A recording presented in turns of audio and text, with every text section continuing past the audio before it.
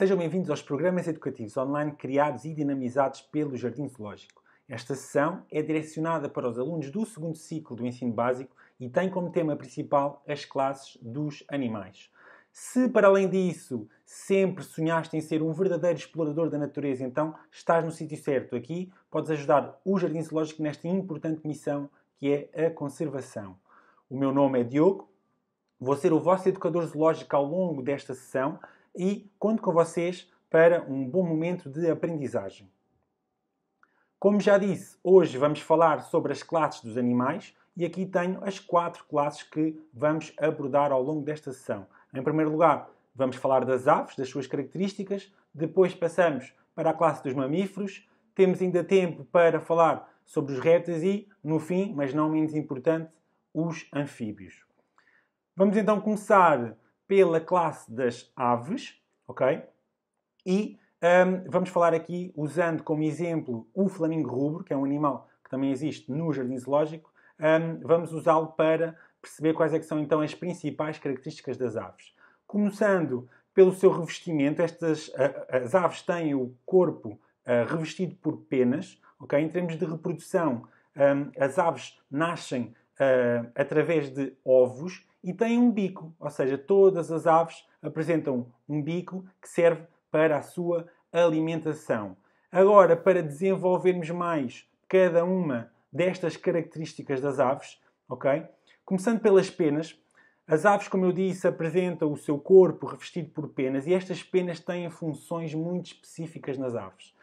Todas as aves têm 3 tipos de penas, ok? Têm penas de aquecimento e a sua função é então manter a temperatura do corpo e essas são as penas que ficam mesmo junto à pele, não é? Aqui neste caso das aves.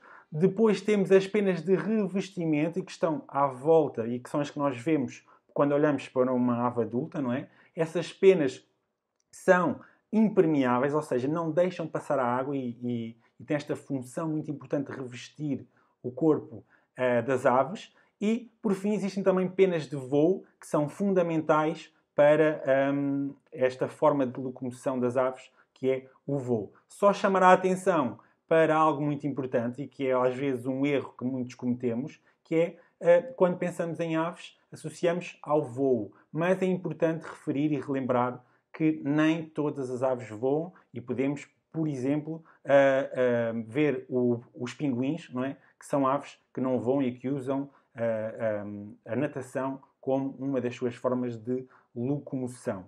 Aqui nesta imagem temos o exemplo do pavão e que tem estas penas muito vistosas, não é? Aqui neste caso é um macho que, como vocês devem saber, usa estas penas para o ato do acasalamento, não é? Para, neste caso, para impressionar as fêmeas para depois acasalarem.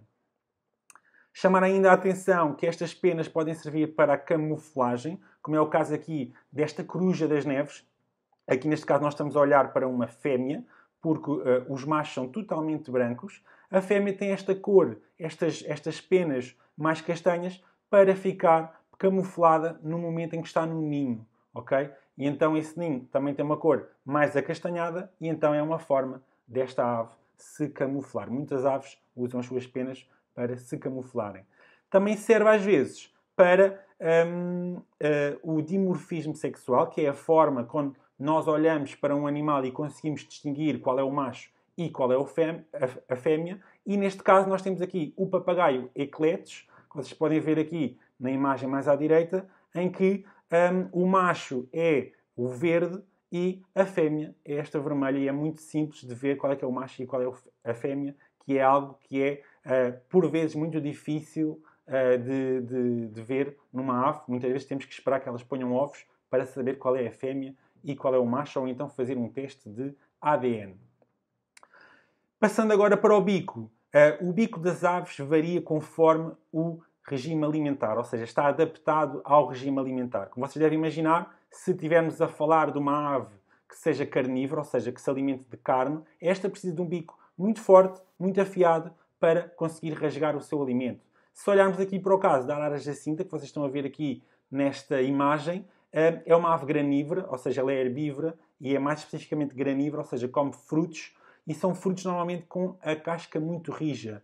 e este bico, muito forte e assim curvo, serve para partir a casca destes frutos para esta ave se poder alimentar. Mais dois exemplos de bicos muito diferentes. Temos aqui o caso do grifo, que é, como eu falei há pouco, uma ave que é carnívora e que usa o seu bico, vocês podem ver que é muito afiado e muito pontiagudo, para poder rasgar a carne. E depois temos também a ibis sagrada, que tem este bico muito comprido, muito longo, e que serve quase como se fosse uma pinça para apanhar o seu alimento. Okay? Muitas vezes esse alimento está até dentro d'água e ela consegue pôr este bico assim próximo do alimento e é uma forma então de se alimentar e tem este bico completamente adaptado ao seu regime alimentar. Por fim, temos ainda os ovos, ou seja, as aves são animais ovíparos, ou seja, nascem através de ovos. Os ovos das aves variam muito também conforme a espécie que nós estamos a ver, não é? Que estamos a falar. Existem, como vocês devem imaginar, há uma ave no Jardim Zoológico, que é o Maina do Bali, que é uma ave assim bastante pequena, não é? E que tem os ovos também pequenos, mas se pensarmos, por exemplo, numa avestruz, não é? Que é uma ave com dimensões muito grandes, o seu ovo também vai ser, obviamente, maior. Ora, então, é no interior destes ovos que o novo ser se vai desenvolver, não é? Estes ovos são depositados e depois o ser vai se desenvolver até eclodir, ou seja, até sair do ovo. Usam também o seu bico para partir a casca do ovo para depois sair. Agora, preparei aqui um pequeno vídeo para vocês verem algumas das aves que existem então no Jardim Zoológico. Espero que gostem.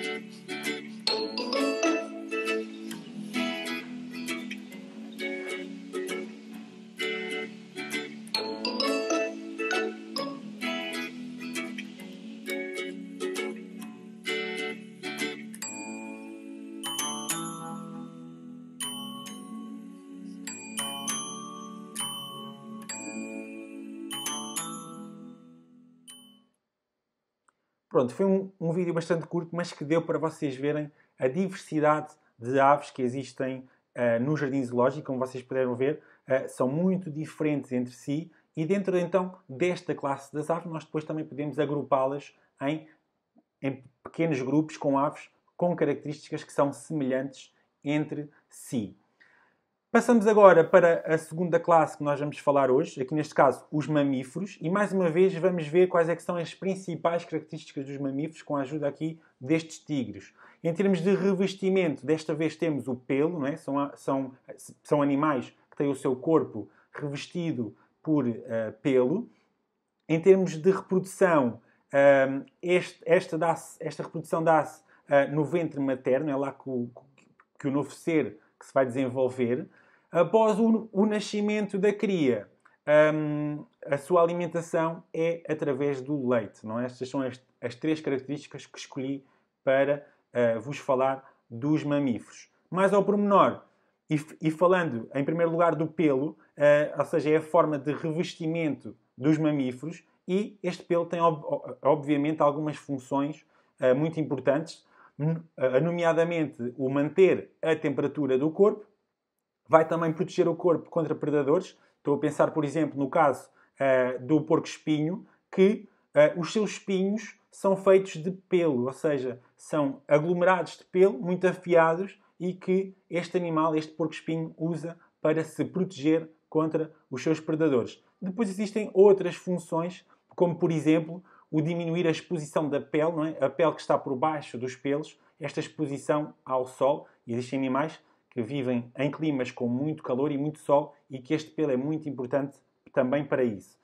Vou chamar a atenção para aqui dois animais, também muito distintos entre si, a começar pelo elefante africano, que, como vocês podem ver, e é algo que às vezes gera alguma confusão, nós falamos sempre que os mamíferos têm pelo a revestir o seu corpo, e quando olhamos para um elefante, não pensamos logo nisso, não é? Então, mas a verdade é que eles têm pelo, eles têm a sua pele desprotegida, na sua maioria, mas se nós olharmos com atenção, é possível ver alguns pelos na ponta da cauda, ao pé dos olhos, nas orelhas, ou seja, existem algumas zonas do corpo que têm pelo, assim é possível ver este revestimento. Têm que ter uma adaptação pelo facto de não terem este pelo, que é estes animais tomam banhos de lama para protegerem então a sua pele do sol como se fosse um protetor solar. Do outro lado temos um animal doméstico, a ovelha, e que tem também um pelo que de certeza que vocês já conhecem, não é? Muito característico, que nós damos o nome de lã, e que quando são tosquiadas esta lã é retirada e muitas vezes é usada pelo homem para fazer, por exemplo, o nosso vestuário. Em relação à reprodução, são animais vivíparos, ou seja, as novas crias desenvolvem-se no interior do corpo da fêmea. Okay? Existe o acasalamento do macho e da fêmea.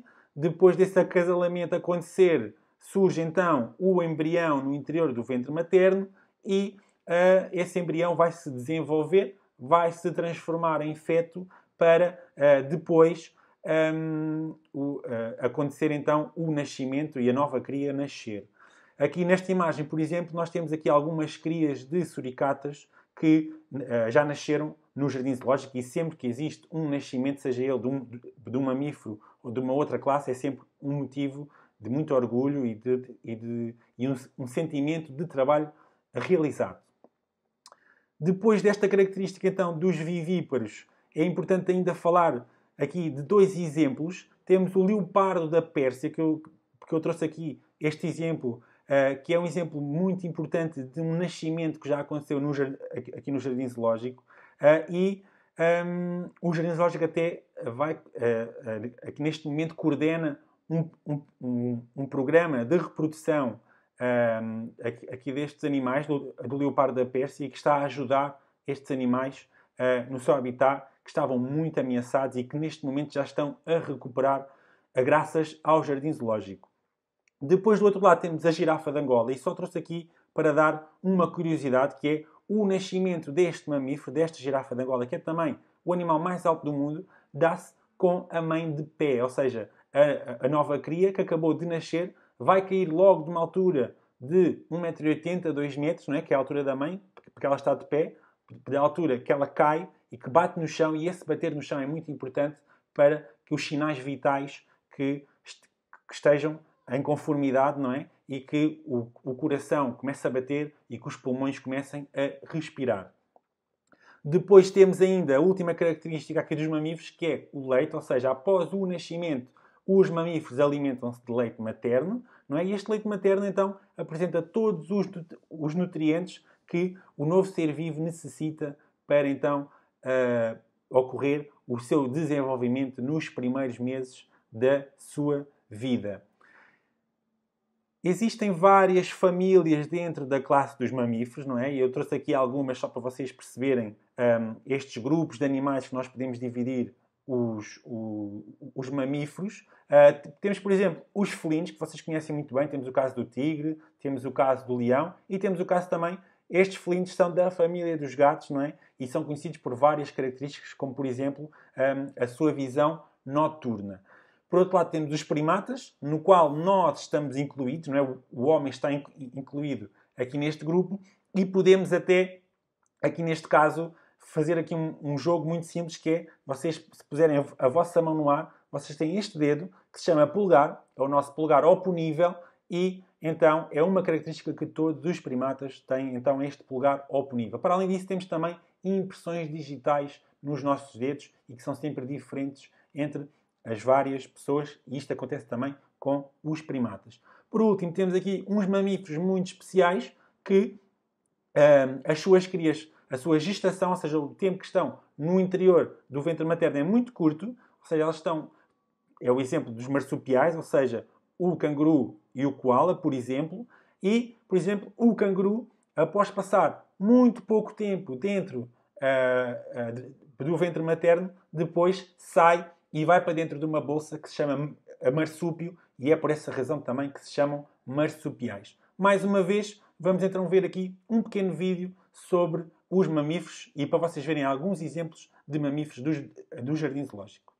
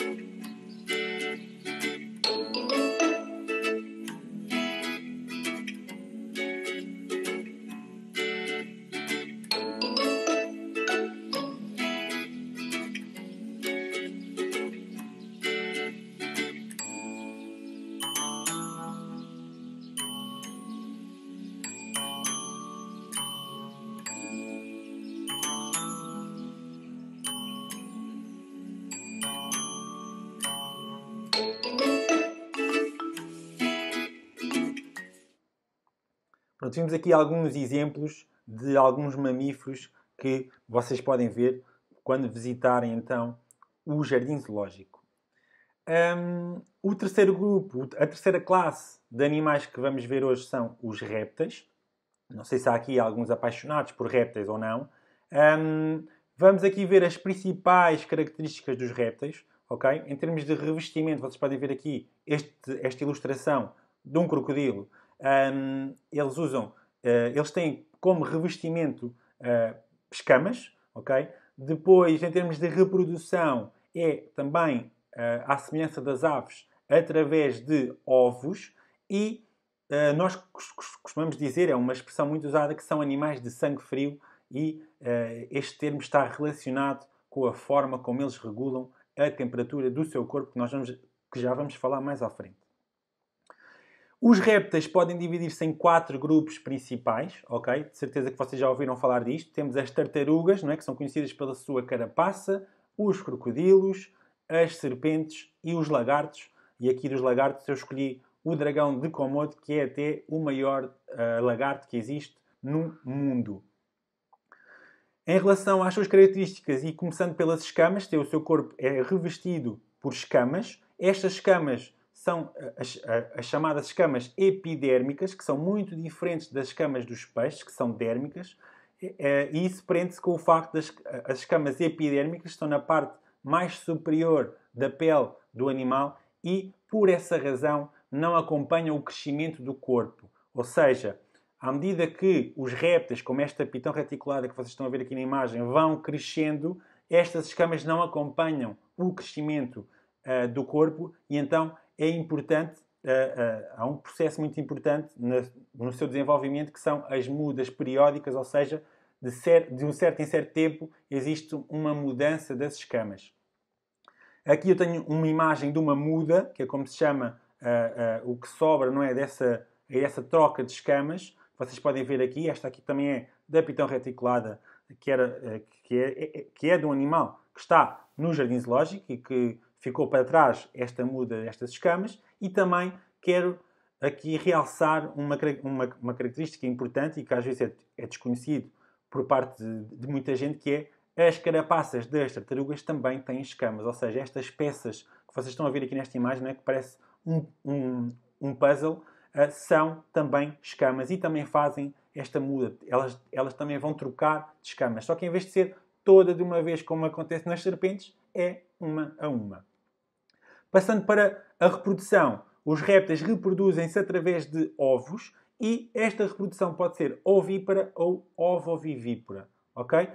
No caso da reprodução ovípara, o novo ser desenvolve-se dentro do ovo que é depositado fora do corpo do animal. Ou seja, este réptil põe o ovo e o animal vai se desenvolver, o novo ser vai se desenvolver no interior do ovo. Depois temos os ovovivíparos, que neste caso o ovo permanece no interior do corpo da fêmea, lá que o novo ser se vai a desenvolver. Aqui na imagem temos uma eclosão de uma tartaruga espinhosa também que nasceu no jardim zoológico. Em relação ao sangue frio, que nós falámos há pouco, existe uma palavra mais complexa para isto, que é os heterotérmicos, ou seja, os répteis são animais heterotérmicos, e isto quer dizer que eles não têm a capacidade de regular a temperatura do seu corpo.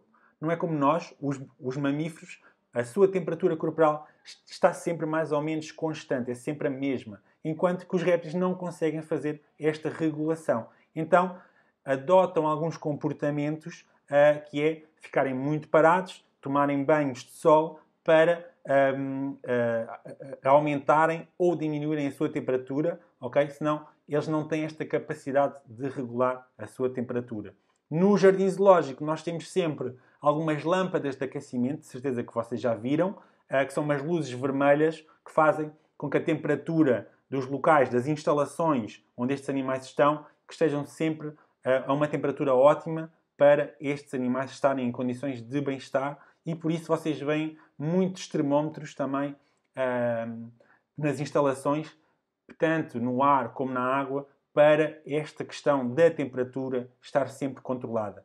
Também é só na altura em que o tempo está melhor e que existe calor que alguns destes répteis vão às instalações exteriores porque, mais uma vez, não conseguem regular a temperatura. Vamos aqui ver então mais um pequeno vídeo, agora desta vez sobre os répteis.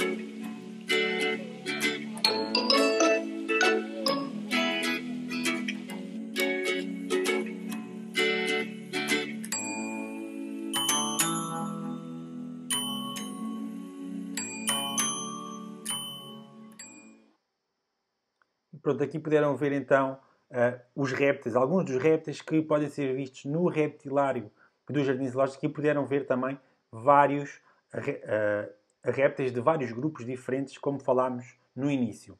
Para acabar, então, vamos falar dos anfíbios, ok? Uma classe também muito importante, e as suas principais características são, em termos de revestimento, desta vez não existe penas, não existe pelos, não existe escamas, são animais que têm a pele nua, ou seja, não há qualquer outro tipo de revestimento. Em termos de reprodução, nascem através de ovos, okay? Também fazem um processo de metamorfose que eu já vou explicar muito simplesmente mais à frente.